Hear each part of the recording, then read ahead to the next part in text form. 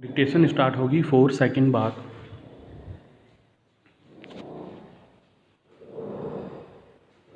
Start. जीवन में होने वाली हर घटना हमें कुछ न कुछ सिखाकर जाती है। अनुभव अच्छा हो या बुरा, यह कहीं न कहीं हमारी सोच और विचारधारा का हिस्सा ज़रूर बनता है। यह निर्भर करता है कि यादों की संदूक में उस पल को किस थैली में बंद करके रखा गया है। ज़रूरत पड़ने पर अनुभवों की यही थैलियाँ हम अपनों को देते हैं ताकि उस तरह की परिस्थितियों में उन्हें संभलने में आसानी हो। लेकिन यह ज़रूरी नहीं है कि हर पोटली का अनुभव हीरा ही हो। अनुभवों में भी अगर समय की हवा न लगती रहे तो वे भी सड़ जाते हैं। पैरा।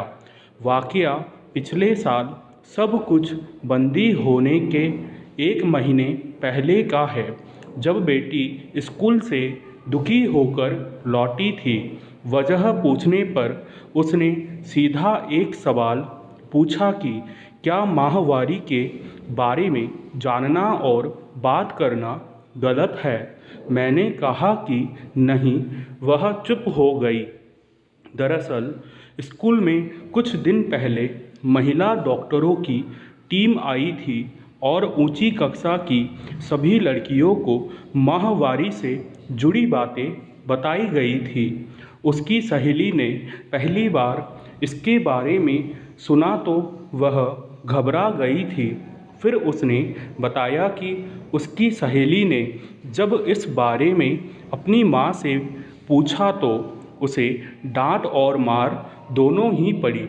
अब परीक्षाओं के बाद उसका स्कूल भी बदल दिया जाएगा, क्योंकि उसकी माँ का कहना है कि स्कूल में गंदी बातें सिखाई जा रही है। जब हम जानते हैं कि माहवारी लड़कियों का एक ज़रूरी शारीरिक बदलाव है और जो होना ज़रूरी है, और अगर यह समय पर नहीं शुरू होता तो शरीर में कई तरह की समस्याएं पनपती है, तब भी हम में से बहुत सारे लोगों के लिए यह सवाल हमारे समाज में इतना हेय कैसे बन गया। उम्र बढ़ने के साथ बड़ा होना महज एक शारीरिक बदलाव नहीं है, बल्कि यह कई तरह के अनुभव अपने साथ लेकर आता है। इसलिए बचपन की दहलीज से निकलकर जब हम किशोरावस्था की पहली सीढ़ी पर कदम रखते हैं तो हार्मोनों में बदलाव अपना रंग दिखाना शुरू करते हैं। यह लड़के लड़कियों दोनों के साथ होता है। लड़कों में हो रहे बदलावों पर हम ध्यान देने की ही ज़रूरत नहीं समझते। बात करना तो दूर की बात है, और लड़कियों से बात मजबूरी में की जाती है, वह भी ज़्यादातर किंतु परंतु से निपटा दी जाती है। हम उन्हें सब कुछ समय से सिखाना चाहते हैं, खाना बनाना, घर का काम करना, और इन सब की अहमियत भी समझाते रहते हैं, लेकिन उनकी सेहत से जुड़े सवालों पर सीखने समझने के लिए उन्हें अकेला छोड़ देते हैं। बल्कि उनके दिमाग में तरह की वर्जनाएँ भर देते हैं ताकि वे इस बारे में सही से कुछ समझ ही नहीं सके। लड़कियों के 10-12 साल पार करते ही आस पड़ोस के लोगों के बीच गुपचुप चर्चा शुरू हो जाती है। इसे ऐसा पहलू बना दिया गया है जिसमें इस पर छिपकर और फुसफुसाकर बात की जाती है। पैरा। खैर, इन घटनाओं के बाद एक सवाल दिमाग में तैरने लगा कि विचारों को खुलापन भी हम अपनी शर्तों पर ही देते हैं। सोशल मीडिया की जितने भी मंच हो, वहाँ लोग होड़ में होते हैं और अपने आधुनिक विचारों का खुलापन उड़ेलने के लिए सुप्रभात संदेशों से लेकर शुभ रात्रि तक संदेश देने और दूसरों के वीडियो कहानियों पर इमोजी सजाने में पल भर भी देर नहीं लगाते। हर तरफ सोच में आधुनिकता का तूफान नज़र आता है, लेकिन जब वाकई कुछ मुद्दे चर्चा मांगते हैं तो अचानक हम पुराने रीति रिवाज और तौर तरीकों की वकालत करने लग जाते हैं। फिर किताबें पढ़ने और डिग्रियां अलमारी में सजाने का क्या फ़ायदा। पैरा। हालांकि देश के अलग अलग हिस्सों में इस मसले पर अलग अलग धारणाएं और सोच रही है। कहीं यह उत्सव का माहौल बनाता है तो कहीं लड़कियों को उत्सव और त्योहारों से अलग थलग पटक देता है। कहीं लड़कियों की पूजा होती है तो कहीं वे अछूत हो जाती है। इन परिस्थितियों में हमारी माँ, काकी, ताई, दादी, बुआ ही खास भूमिका अदा करती है।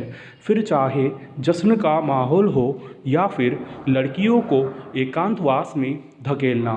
हैरानी होती है कि दुनिया की उन्नत सभ्यताएं जब पनप ही रही थी तब तक हमारे यहाँ इस मसले पर समृद्ध विचारों से लैस साहित्य थे। आज जब हम नूतन समाज और तकनीक पर नाच रहे हैं तब बेटियों की सखी बनने की बजाय उनसे छिपते फिरते हैं। माँ बेटी की दोस्ती की बातें और किस्से हम खूब कहते हैं और सुनते हैं। इसकी एक बड़ी वजह है कि हम कहीं न कहीं एक जैसे बदलावों का सामना करते हैं, लेकिन अगर एक का अनुभव दूसरे के काम ही नहीं आ सके तो उसका फ़ायदा क्या। पैरा। अब बूढ़ी माँ की सीख खूब याद आती है। दादी कहने से वह गुस्सा हो जाती थी। बड़ी बहन को माहवारी आने पर घर की लड़कियों को ही नहीं भाइयों को भी बुलाकर उन्होंने सबको इस बारे में बताया और समझाया था। ताऊ जरूर बिगड़े थे कि लड़कों को यह सब बताने की क्या तुक।